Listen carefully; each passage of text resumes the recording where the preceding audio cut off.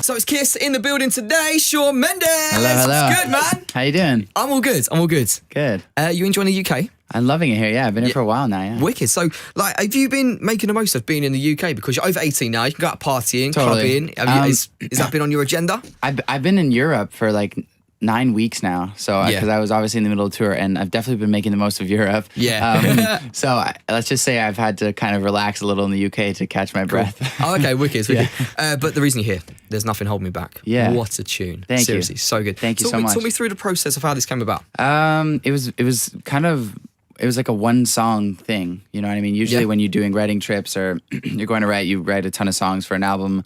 But I was at home and got super inspired and came up with this little chorus melody. Yeah. I was going to LA for some promo and I had 2 days off, and within like those 2 days, we just went to the studio and wrote it. Really? And, yeah, it was really cool because this literally the day we went to the studio, I finally got these little guitar lele things, which is like half ukulele, half guitar. Okay. And It's so like a hybrid. I was like, yeah, I got to use this in the song, and that like dun, dun, dun, dun, came into my head, and it ended up just like kind of working perfectly. It was a very easy type of 2 write. days is relatively quite short to make a tune. Yeah, I mean, we wrote the tune in a few hours. It was the production that took a Wow. long time. It was getting the right balance with all that stuff, right? Because I didn't want it to be like, I knew I wanted to go a little, droppy on the chorus, but I didn't want it to be like crazy because I didn't want to go too far from my roots. Yeah, and of course. So I think that it's kind of a cool balance between the two. Wicked. But the Illuminate album, massive success of it. Thank man. you, Like, thank you. did you ever think from Vine to Illuminate album to tours, this would ever happen? It's been dude, and especially this last tour has been a huge eye opener. I mean, you don't realize what it means to kind of sell out an arena tour until you're really there, standing in front of the people.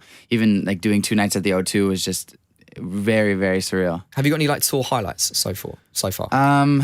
You know, kind of I found, especially in Europe, the energy in each city was so high that like I was able to get on stage every night and almost replicate that high energy of the stage of the night before.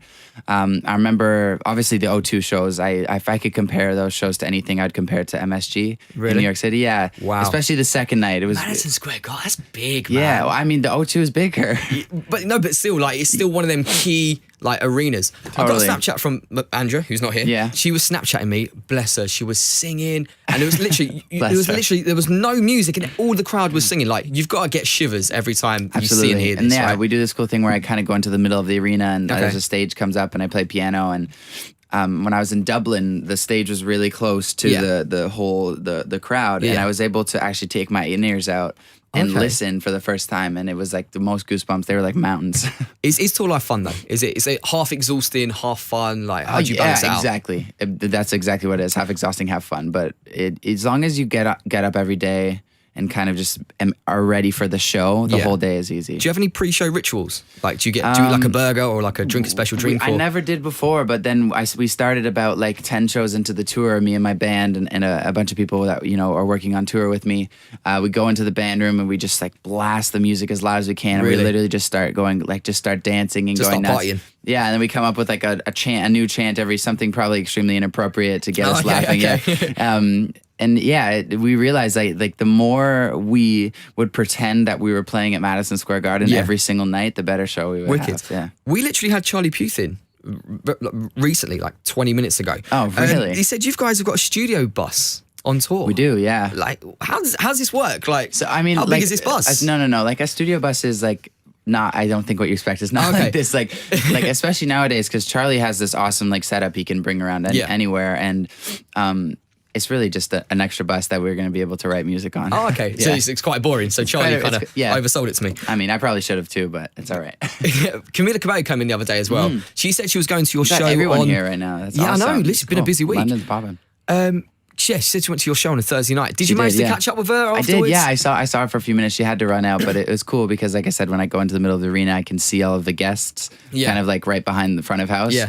And it was really nice to see her there. She's just singing along. It was really because she said she's a proper fangirl. She's like, go on, Shawn. Totally, go on. yeah. No, she's been super supportive since the very beginning, and me for her as well. So it was really sweet to see her there. Because there's like a lot, you've worked together, you've obviously got a lot of chemistry together. Yeah. Are you open to working with her again, or open to, like, I don't want to say dating, but are you open to working with Camila? Camila is probably one of the most talented artists I've ever worked with, in more ways than one. I mean, as a songwriter, as a singer, just as a person in general, she is this ball of energy that never ever fades. Seriously, yeah. No, honestly, we had 20 minutes with her in the studio and she was bouncing everywhere. I know. I need like 4 cups of coffee to get up to her level. She had a whole tray of biscuits when we was here as well. If she texts me, I'm like, I can't talk right now. I have to have 4 glasses of coffee. I'm so tired, Camila. Another day, babe. So yeah, Vine is gone. It was a big part of your life. Yeah. What's your go-to social media app now?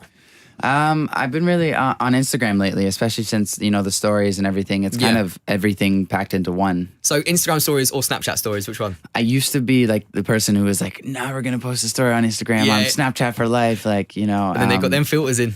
It's not even about the filters. It was just about the fact that, you know, there's so many more people on Instagram and I could really kind of, it was just easier, I guess. You can kind of see who's viewed your story as well. I mean, it's also a little bit more aesthetically pleasing, just kind of like the whole, like, when you draw on it, it makes you look like you're really good at writing. Yeah, wicked. I want to talk about a tune I really love, Mercy. Sure, it's one of my top tunes. Thanks, man. Who hurt you? Like, who hurt you, bruv? Like, every time I listen to it, I'm like, this guy, mate. Who do I need to follow on Twitter to stalk and say, you need to leave Sean alone? Yeah. He's a nice guy. Get out of his life. Like, who is this person? The truth is actually about that song the song actually isn't even about a girl. It's actually about, I think, it's like a super deep, but like when you love something so much, like for instance, how I feel about making music and singing and my career, when you love something so much that sometimes it kind of kills you. Yeah. Because it just like you suffocate in it and you just want it to be perfect. And when it's not, you explode. That was kind of what I was writing the whole song about. And it's cool because, you know, obviously you can take it as the meaning of it being a girl, but anything you truly love with passion can do that too, I think. So the Illuminate album smashed it, right? Yeah. Are you in the studio now, like working? Tons, yeah. I mean, I have this studio that I bring around on tour with me, like this case I open up and it got speakers in there. It's really cool, and writing a lot of really cool stuff, like Michael Jackson kind of feel lately. Bro, it's really cool. Don't tease me like that. No, I'm serious. Yeah, it's been really cool. Are you working with like anyone in particular? Because Ed Sheeran, you've got to be working with Ed Sheeran. That guy's working with everyone. I mean, he is the busiest man in the world. Yeah? Yeah, so he's kind of hard to get a hold of. Really? I've only hung with him like 5 times, and every time I've met him, he has to get on a flight in an hour. Oh, man. So I'd love to. I think we will get a chance for the next album, but I haven't been able to yet. So you've mentioned the MJ vibe. Yeah. Are you going to be starting a few MJ moves? And no. stuff like No. And also when I say MJ vibe, take it with a grain of salt. I don't mean I'm putting out MJ songs. I don't think that's even possible. We're not going to get Shawn Mendes doing Thriller. No, exactly. Okay, yeah. But talking about Ed Sheeran, he dropped his Carpool Karaoke recently. Yeah, Have you checked it out? Yeah, I watched it. It's awesome. Maltesers, 50-something odd Maltesers in his mouth. If James Corden pulled up to the O2 or whatever, or to wherever you're playing and said, jump in, would you do a Carpool Karaoke with James Corden? Oh, dude, absolutely. What's your karaoke song?